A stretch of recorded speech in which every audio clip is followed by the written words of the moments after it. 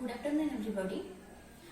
Last ভিডিওতে আমরা কঠিন পদার্থের তিন প্রকার তাপীয় প্রসারণ অর্থাৎ দৈর্ঘ্য প্রসারণ গুণাঙ্ক, ক্ষেত্র প্রসারণ গুণাঙ্ক এবং আয়ত প্রসারণ গুণাঙ্ক আলফা বিটা গামার সম্পর্কে তোমাদের বলেছিলাম। আজ আমি তোমাদের তাপীয় পরিবহন সম্পর্কে পড়াবো। তাপীয় পরিবহন তোমরা ক্লাস 8-এ তাপ সঞ্চালন করেছিলে, তার মধ্যে একটা ভাগ। তাপ সঞ্চালন তিন রকম পদ্ধতি আছে, একটা পরিবহন, একটা পরিচালন, একটা বিকিরণ। তোমরা জানো যে তাপ পরিবহনের পদ্ধতি হচ্ছে সেই পদ্ধতি যে পদ্ধতিতে তাপ কোনো কঠিন পদার্থের এক স্থান থেকে অন্য স্থানে পরিবাহিত হয়, কিন্তু মাধ্যমের যে কণাগুলো থাকে অর্থাৎ অণুগুলো নিজেরা কোনো স্থান পরিবর্তন করে না, তবে মাধ্যমকে উত্তপ্ত করে। অর্থাৎ অণুগুলি নিজেদের স্থান পরিবর্তন না করেই যখন তাপ এক স্থান থেকে অন্য স্থানে পরিবাহিত হয়, তখন সেই পদ্ধতিকে আমরা বলি তাপ সঞ্চালনের পরিবহন পদ্ধতি। আমরা আগের দিন বলেছিলাম যে বিভিন্ন পদার্থের তাপ পরিবহন ক্ষমতা বিভিন্ন। যদি আমি তামা, লোহা, অ্যালুমিনিয়াম, হিরে, রূপো এই ধরনের বিভিন্ন ধরনের পদার্থ নিয়ে দেখবো, তাদের ক্ষেত্রে তাপের পরিবহন ক্ষমতা বিভিন্ন। তার জন্য ইঞ্জিন হাউসের একটা ছোট্ট পরীক্ষা রয়েছে। অর্থাৎ একটা পাত্র নেওয়া হলো, এই পাত্রটার মধ্যে আমি গরম জল রাখলাম এবং পাত্রটাকে ইভেনলি গরম করেছি, অর্থাৎ পাত্রটার সমগ্র অংশের উষ্ণতা সমান এবং জলের উষ্ণতাটা একটা নির্দিষ্ট করে দিলাম। এরপর আমি আলাদা আলাদা ধরনের ধাতু নিলাম, ধাতব পদার্থ, সেই ধাতব পদার্থের উপর মোমের প্রলেপ দিলাম। এবার সেই মোমের প্রলেপে ধাতব পদার্থগুলোকে তিনটে ছিদ্র রয়েছে, ধরো এর মধ্য দিয়ে গলিয়ে দিলাম। কিছু অংশ ভেতরে রয়েছে এবং কিছু অংশ বাইরে রয়েছে, সমান দৈর্ঘ্য এবং সমান বেগযুক্ত। আমি তিন ধরনের এখানে ধাতব পদার্থ নিয়েছি। এর মধ্যে মোমের প্রলেপ সমান দূরত্ব পর্যন্ত দিয়েছি। দেখা গেল কিছু সময় পর যখন আমি লক্ষ্য করলাম, তখন দেখা গেলো বিভিন্ন দৈর্ঘ্য পর্যন্ত এখানে মোমের প্রলেপটা দেখা গেছে।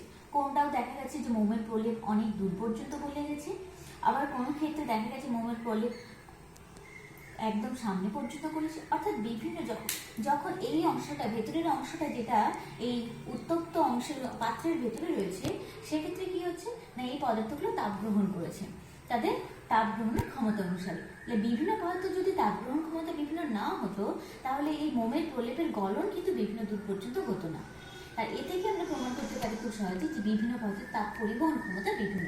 কারণ তাপের পরিবহন বলতে আসলে বোঝায় একটা পদার্থ একটা অংশকে যদি আমরা উত্তপ্ত করি, তখন সে উত্তপ্ত অংশ থেকে তাপ শীতলতর অংশের দিকে স্থানান্তরিত হয়। সেই কারণে কে নিয়ে যাবে সেটা না, এই পদার্থের মধ্যে থাকে অণুগুলো। তবে অণুগুলো যেমন পরিচালনার ক্ষেত্রে অণুগুলো নিজেরাই স্থান পরিবর্তন করে, কিন্তু এখানে অণুগুলো কঠিন পদার্থের ক্ষেত্রে খুব ঘনসন্নিবিষ্টভাবে লেগে থাকার জন্য অণুগুলোর মধ্যে যে তাপীয় ভাইব্রেশন হয়, সেই ভাইব্রেশনের ফলে তাপ এক স্থান থেকে অন্য স্থানে সঞ্চালিত হয় এবং এই পদ্ধতিটাকে আমরা তাপীয় পরিবহন পদ্ধতি বলছি। ঠিক এই পদ্ধতি অনুসারে এখানে বিভিন্ন পদার্থের তাপের পরিবহন ঘটেছে এবং যার ফলস্বরূপ মোমগুলো বিভিন্ন দূর পর্যন্ত গলেছে। এ থেকে আমরা স্পষ্টভাবে বুঝতে পারলাম যে বিভিন্ন পদার্থের তাপ পরিবহন ক্ষমতা বিভিন্ন। এবার আমি তোমাদেরকে একটা নির্দিষ্ট পদার্থের ক্ষেত্রে তাপের পরিবহনের সময় কিভাবে তাপ পরিবাহিত হয় তার একটা রাশিমালা আমি দেখাচ্ছি। ধরো আমি একটা আয়তাকার ব্লক নিলাম। আয়তাকার ব্লক মানে স্বাভাবিক তার দৈর্ঘ্য প্রস্থ উচ্চতা থাকবে।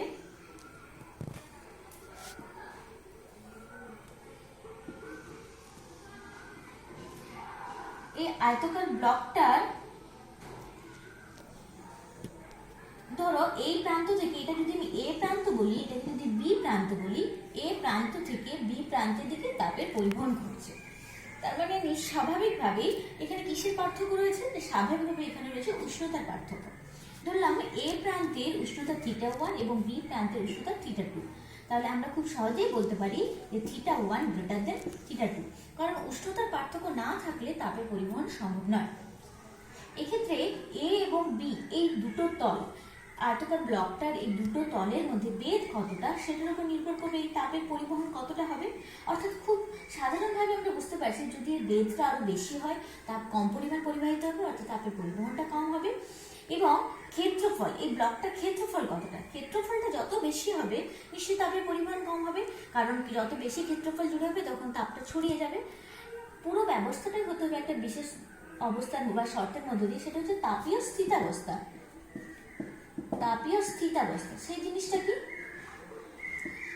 না, তাপ পরিবহন আমরা কতটা তো বললাম, কিন্তু সেই তাপের পরিবহনের সময় যদি কোনো বস্তুর দ্বারা তাপের শোষণ ঘটে যায়, তাহলে বিভিন্ন সময়ে তাপটা নির্দিষ্টভাবে পরিবাহিত হতে পারবে না।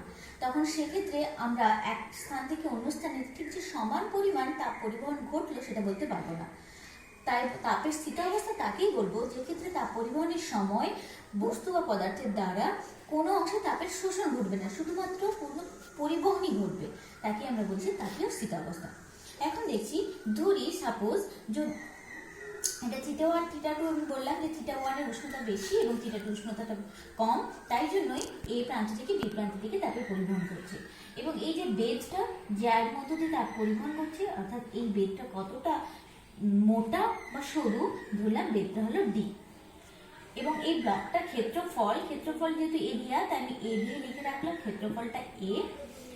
কত সময় ধরে তাপ পরিবাহিত হচ্ছে সেটা আমাদের জানা উচিত। তাহলে টি সময় ধরে তাপের পরিবহন হচ্ছে, কত পরিমাণ তাপ পরিবাহিত হচ্ছে না কিউ পরিমাণ তাপ পরিবাহিত হচ্ছে। তাহলে এক এক করে পরপর আমি সম্পর্কগুলো নিয়ে আসি।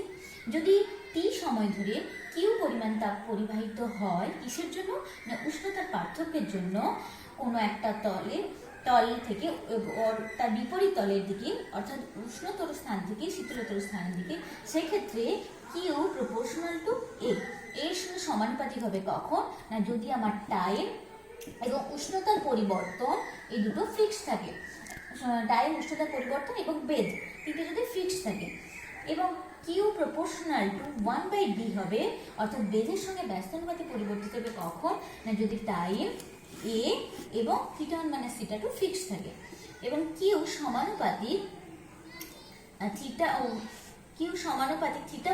- θ2 হবে, অর্থাৎ উষ্ণতার পরিবর্তনের সময় সমানুপাতিক। কারণ উষ্ণতার পরিবর্তনটা যত বেশি হবে তত বেশি পরিমাণ তাপ পরিবাহিত হবে, এবং যত কম হবে তত কম পরিমাণে তাপ পরিবাহিত হবে।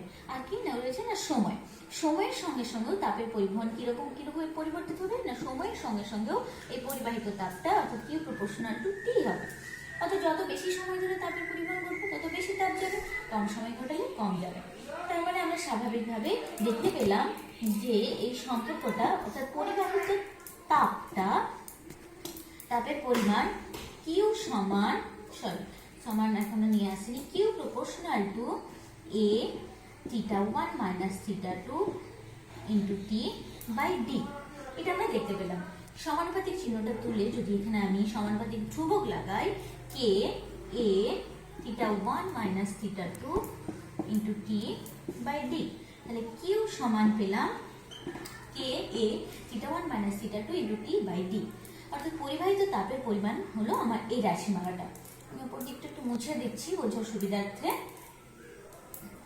এখানে আমি সম্পর্কটা লিখে রাখলাম, কিউ সমান কে এ θ1 - θ2 ইন্টু টি বাই ডি। তাহলে এই সম্পর্কটা হলো আমার পরিবাহিত তাপের পরিমাণ। এবার যদি বলি একক সময় কতটা পরিমাণ তাপ পরিবাহিত হলো, তাহলে একক সময় পরিবাহিত তাপ, তার মানে কিউ বাই টি সমান কি হবে, কে এ θ1 - θ2 বাই ডি। আমি সময় দিয়ে ভাগ করে দিলাম, তাহলে একক সময় পরিবাহিত তাপের পরিমাণ পেয়ে যাবো। এই কেটা কি না, কেটাকে বলা হয় পদার্থের তাপ পরিবাহিতাঙ্ক। অর্থাৎ কে এর মানটায় স্থির করে দেয় যে বিভিন্ন পদার্থের ক্ষেত্রে তাপের পরিবহন কেমন হবে। অর্থাৎ কে হলো সেই রাশি যার জন্য নির্ধারিত হয় বিভিন্ন পদার্থের তাপ পরিবহন ক্ষমতা কেমন, কার কতটা বেশি এবং কার কতটা কম। এটা হলো আমার তাপ পরিবহনের হার কিউ বাই টি, অর্থাৎ একক সময়ে পরিবাহিত তাপের পরিমাণকেই বলা হয় তাপ পরিবহনের হার। তাহলে কেটা কি, এই সমীকরণ থেকে যা পাচ্ছি, কে সমান Q into D by A θ1 - θ2 into T, এটাই হলো আমার কে। তাহলে কে সমান Q into D by A θ1 - θ2 into T. দেখো এই সমীকরণটা থেকে আমরা দেখতে পাচ্ছি, যদি সময়টা একক করে দিই, অর্থাৎ টিটাকে 1 করে দিই, একক উষ্ণতার পরিবর্তন ঘটিয়ে দিই, একক উষ্ণতা অর্থাৎ θ1 - θ2 এটাকেও যদি 1 করে দিই, একক ক্ষেত্রফল বিশিষ্ট করে দিই অর্থাৎ 1 করে দিই, একক বেদ বিশিষ্ট করে দিই অর্থাৎ ডি সমান 1 করে দিই, তাহলে কে সমান কি হচ্ছে না, কে সমান হলো কিউ।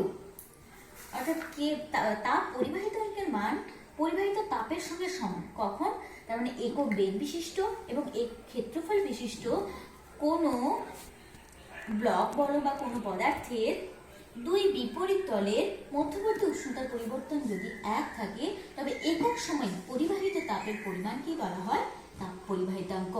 এটা গেল তাপ পরিবাহিতাঙ্কের সংজ্ঞা। কি বললাম আরেকবার বলছি, একক বেগ বিশিষ্ট এবং একক ক্ষেত্রফল যুক্ত কোনো পদার্থের দুই বিপরীত তলের উষ্ণতার পার্থক্য যদি এক হয় তবে একক সময়ে পরিবাহিত তাপের পরিমাণকেই বলা হয় তাপ পরিবাহিতাঙ্ক।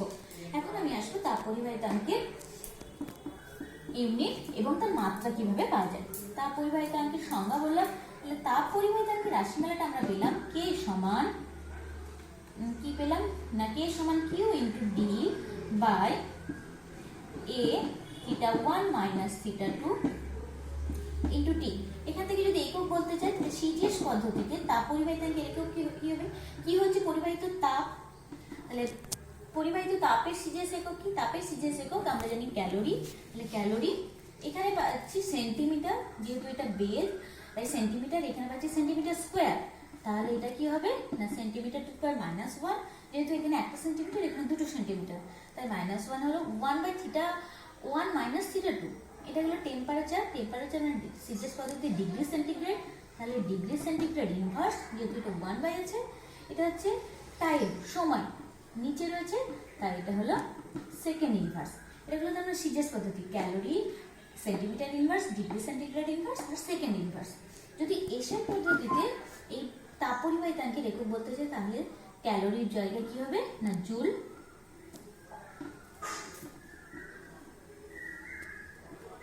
এটা হবে জুল, সেন্টিমিটার ইনভার্সের জায়গায় কি হবে মিটার ইনভার্স, ডিগ্রি সেন্টিগ্রেডের জায়গায় হবে কেলভিন ইনভার্স আর সেকেন্ডটা সেকেন্ড।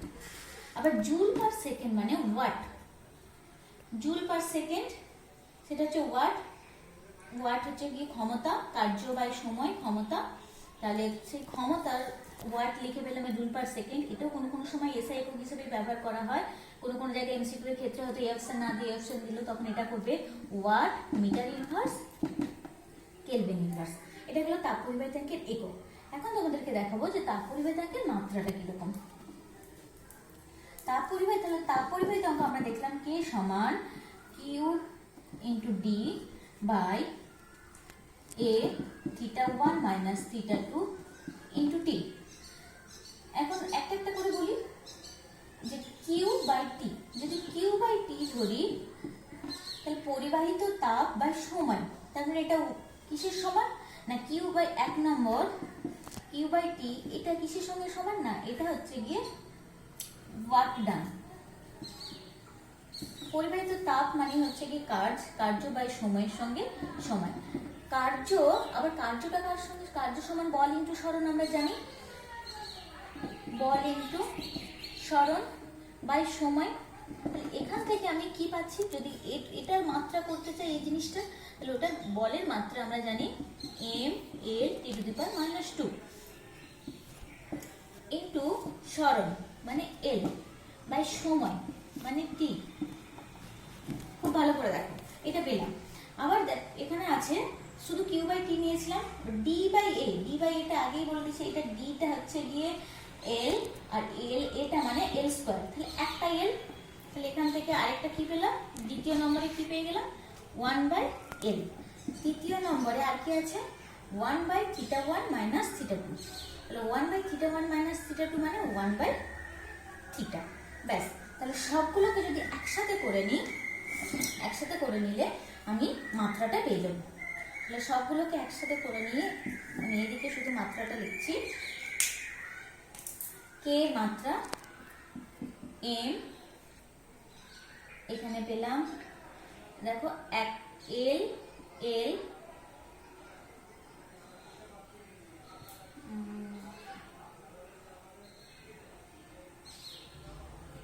এল স্কোয়ার হলো টি টু দি পাওয়ার মাইনাস 3 হলো, এখান থেকে পেলাম M L square T to the power minus 3, আর এটা থেকে পেয়েছিলাম 1 বাই এল, আর এটা থেকে পেলাম 1 বাই থিটা, এর সমান হলো m L T to the power minus 3 theta to the power minus 1। এটা গেল আমাদের তাপ পরিবাহিতাঙ্কের মাত্রা।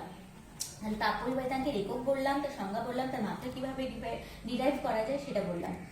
এই জিনিসগুলো মোটামুটি তোমরা তৈরি করবে, এখান থেকে বিভিন্ন ভ্যারাইটিস অনেক প্রশ্ন থাকে, সেই সংক্রান্ত হবে। এরপরে আরেকটা বিষয় রয়েছে, সেটা হচ্ছে কি তাপীয় রোধ।